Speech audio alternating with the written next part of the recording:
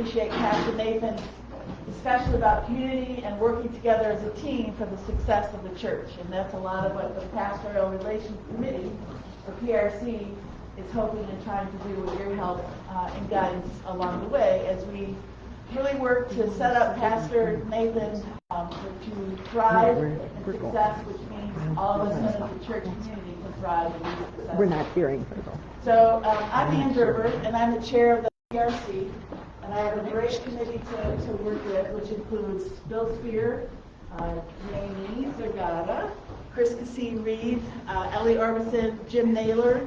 Because he's in Texas, we do Zoom and have our meetings along that way. And myself, so I think there's 7 of us, including Pastor Nathan as well. Oh, Chris. She mentioned. Oh, sorry. that's all right. So PRC has been in existence before. And we in the transition between pastors, people felt that it was important to re-engage PRC again. So a group of people did that, and now turned into an ongoing committee with a number of us that I mentioned to work with the success of the pastor. So the function is to provide a regular channel of communication between the pastor and the congregation. The functions are to augment and enhance a variety of formal and informal conversations and a formal means of support and conversation. We function to include the body, building the body of Christ, and we include acceptance, trust, and confidentiality as the parameters of our work. We listen through openness. We attempt to understand and work to state our feelings in a non-defensive and opening and welcoming way. Support is provided through comfort, clarification, and constructive criticism. When we meet, our meetings include prayer, a sharing of affirmations, pastor's willingness to share whatever is on the pastor's mind or heart, using the following as a guide: success, surprises, satisfactions, solutions, and sadness, meaning that if there are hurts or sadness on the hearts of many, for personal, it's all done in confidentiality. So in other words, what the pastor might be looking for is some guidance from us, but the confidentiality of the congregation that he's working with is just that. It's confidential.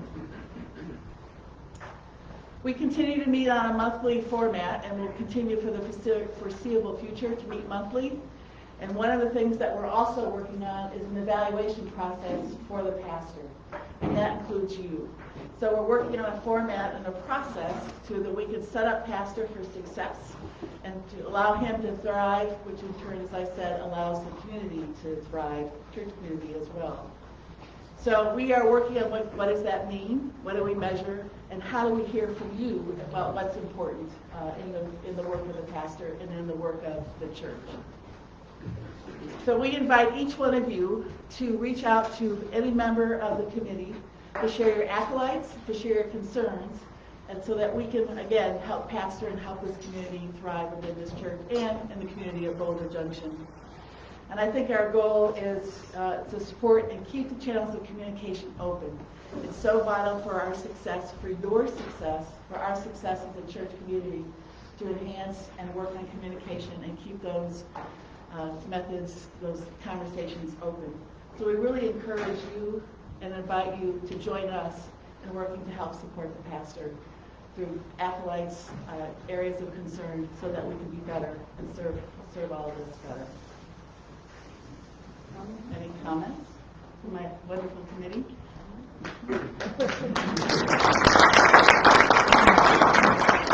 Any thoughts or questions that we can help answer with? I just think it's great that you've started up again, and that you're active, and I think it's a great vehicle for doing just exactly what you said. Thank you.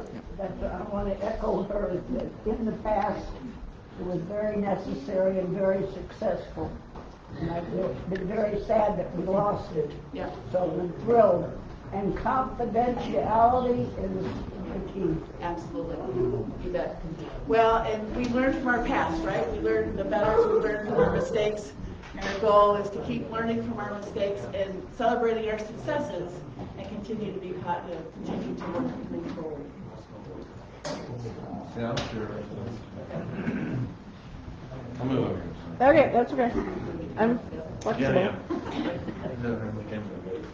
I just wanted to share a few things too.